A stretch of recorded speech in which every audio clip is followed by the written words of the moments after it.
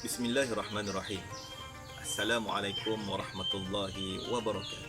Alhamdulillah, thumma alhamdulillah. Syukur kita pada Allah Subhanahu wa taala kerana memanjangkan umur kita berada di dalam bulan Ramadan. Pertamanya saya ingin merakamkan jutaan terima kasih kepada Kelab Iqra UTHM kerana sudi untuk memberikan ruang kepada saya berkongsi dengan tuan-tuan dan puan-puan sidang pendengar sekalian. Alhamdulillahirabbil alamin wassalatu wassalamu ala asyrafil anbiya'i wal mursalin wa ala alihi wa sahbihi ajma'in.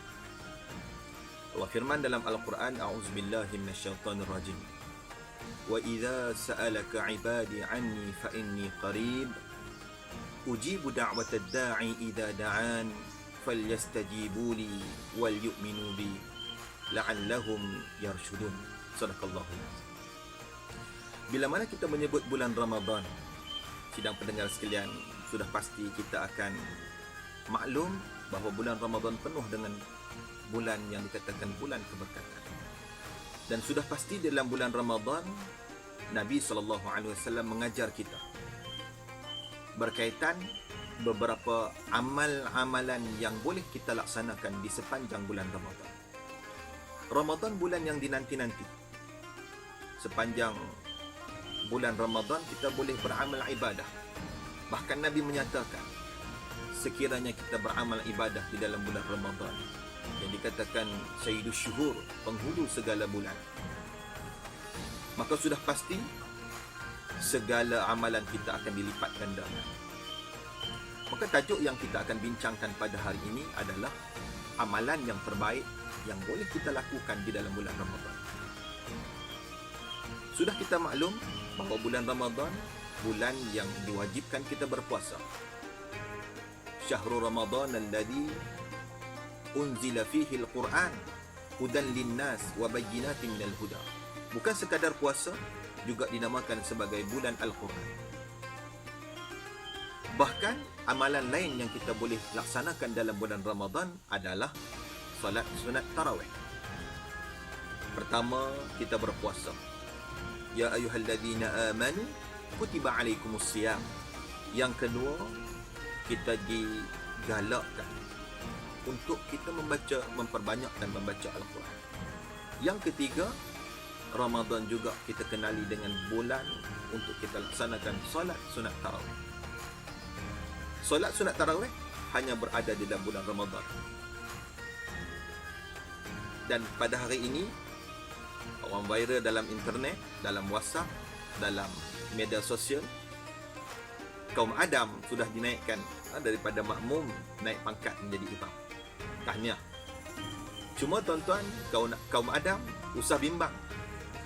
Ya, usah bimbang kerana solat sunat tarawih tak wajib kita baca panjang. Dan tak perlulah baca surah Al-Baqarah, tak perlulah baca surah yang panjang-panjang. Cukup sekadar surah-surah yang pendek. Rakaat pertama surah Qul huwallahu ahad, rakaat kedua surah Qul a'udzu birabbin nas, rakaat ketiga ulang balik Qul huwallahu ahad, rakaat keempat ulang balik Qul a'udzu birabbin nas. Sampailah kita nak buat 8 rakaat pun boleh, 20 rakaat pun boleh, 32 rakaat pun boleh, 40 rakaat pun boleh. Kerana apa? Kerana yang ditunjukkan oleh Nabi, Nabi tunjuk 8, tetapi para sahabat ada yang tambah jadi 20, ada tambah 30 dan sebagainya. Sidang pendengar sekalian, bila mana kita sebut Ramadan, itu amalan-amalan yang kita digalakkan memperbanyakkan.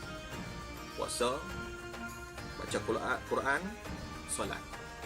Teringat saya satu hadis Nabi SAW berkaitan seorang sahabat Nabi yang bernama Rabi'ah bin Ka'ab. Rabi'ah ini seorang pemuda yang bila mana iman masuk ke dalam diri dia, dia merasai kemanisan iman, lantas dia memohon kepada Nabi untuk berkhidmat dengan Nabi.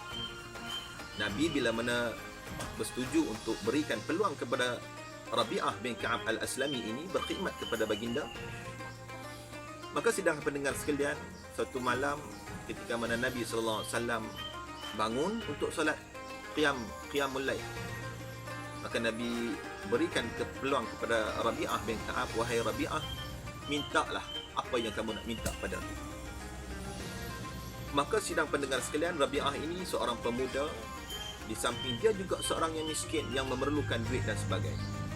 Tetapi demikianlah iman para sahabat. Bila mana diberikan tawaran, apa yang Rabi'ah minta?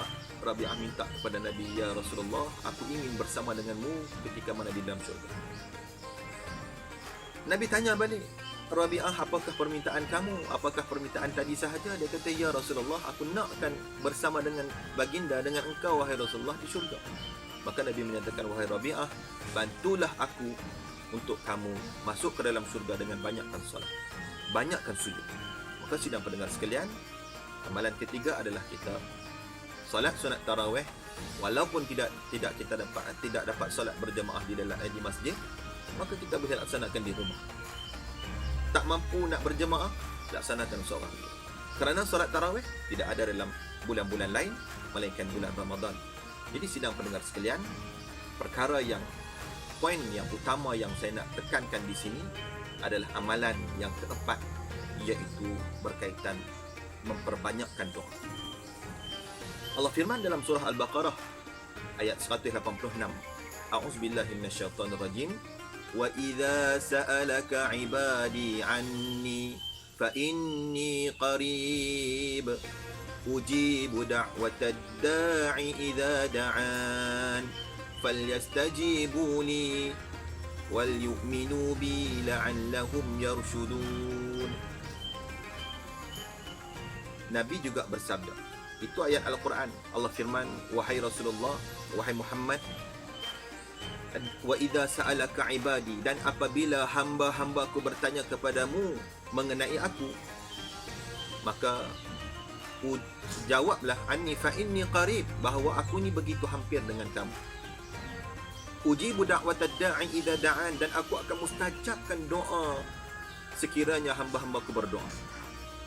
Lantas Allah kata, falyastajibu li, maka bagi orang-orang beriman hendaklah mereka menyahut seruanku.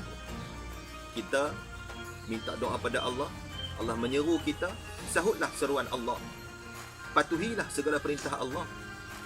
Dan Allah kata, wal yu'minu bi, dan berimanlah kepada Allah, la'allahum yarshudun, maka nescaya kamu akan menjadi baik serta betul. Pokok yang saya nak bawa pada hari ini adalah berkaitan doa.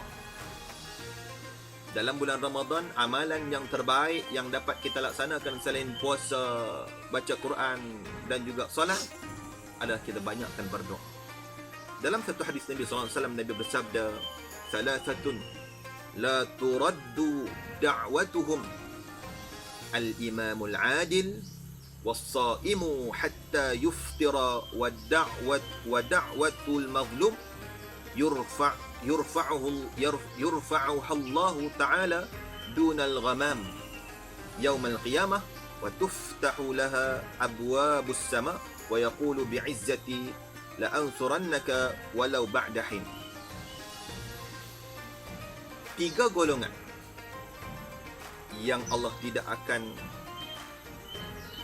akan menolak doa mereka, yakni dengan erti kata Allah akan memakbulkan doa mereka. Yang pertama,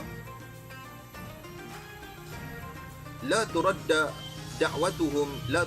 da'watuhum al-imamul adil, seorang pemimpin yang adil. Yang kedua, was-sa'imu hatta yuftir. Ini yang saya nak tekankan. Yang kedua, iaitu seorang yang berpuasa sehinggalah dia berbuka puasa.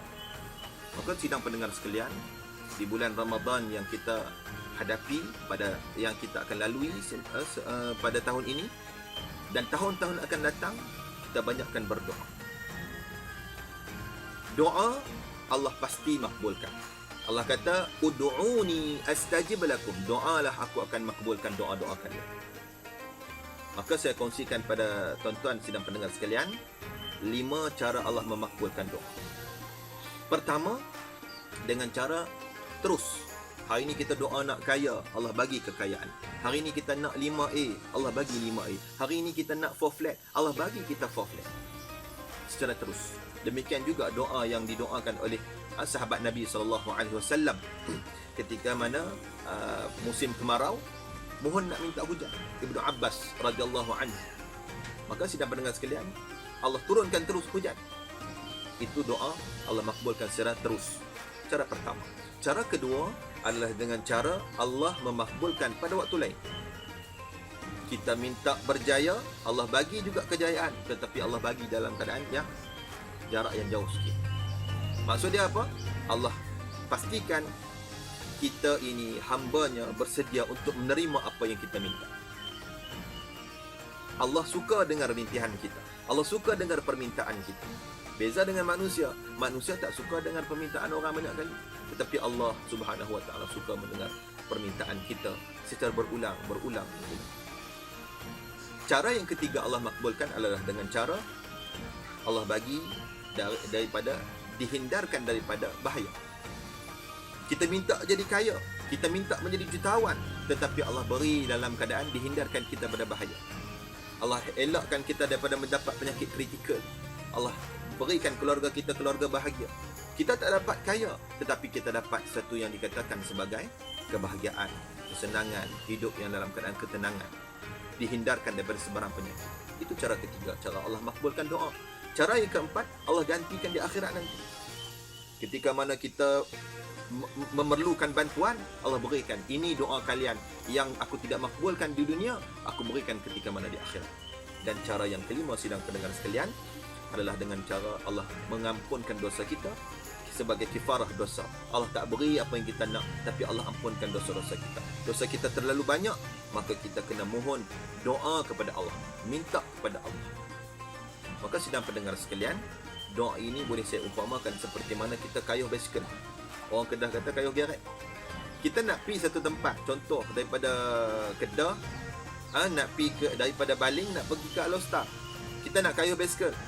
Maka kita tak boleh kayuh sekali sampai terus. Melainkan kayuh sekali duduk atas bas sampai terus. Tapi ni dah, kayuh basikal kita kayuh sikit, berhenti sat kita kayuh lagi, akhirnya kita akan sampai ke destinasi. Demikian juga doa. Kita doa hari ini tak dapat, esok kita doa lagi, akhirnya kita akan sampai juga ke matlamat yang kita nak. Maka sidang pendengar sekalian, perkara yang seterusnya saya nak kongsikan, dan syarat ketika mana kita berdoa, mintalah dalam keadaan kita mengangkat tangan, dimulakan dengan tahmid, memuji Allah. Alhamdulillahirabbil alamin. Yang kedua, kita selawatlah ke atas junjungan besar Nabi sallallahu alaihi wasallam. Syarat doa hendak dimakbulkan oleh Allah Subhanahu wa taala. Dan seterusnya saya nak kongsikan satu doa yang bila mana kita bertemu dengan Lailatul Qadar, apa yang kita boleh doa, yang juga diminta oleh isteri baginda Nabi SAW. Apa yang aku boleh mohon, ya Rasulullah? Allahumma innaka afuun karim, tuhibbul afwa fa'fu anni. Itu doa dia. Allahumma innaka afuun karim, tuhibbul afwa fa'fu anni. Wahai Allah yang Maha Pemaaf dan sukakan memaaf. Tuhibbul afwa fa'fu anni, maka maafkanlah aku. Maka sidang pendengar sekalian, doa, kalau kita ada peluang, bukalah kitab-kitab al-azkar yang banyak doa-doa yang daripada Nabi sallallahu alaihi wasallam yang kita boleh ambil untuk kita amalkan di sepanjang bulan Ramadan dan di luar daripada bulan Ramadan.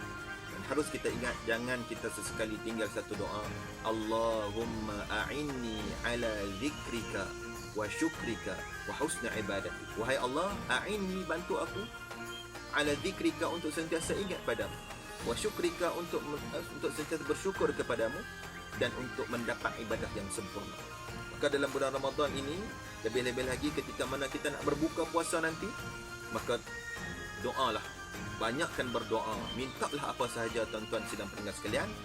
Dan syaratnya adalah kita berbaik sangka dengan Allah, yakni kita yakini bahawa Allah pasti akan memakbulkan doa kita.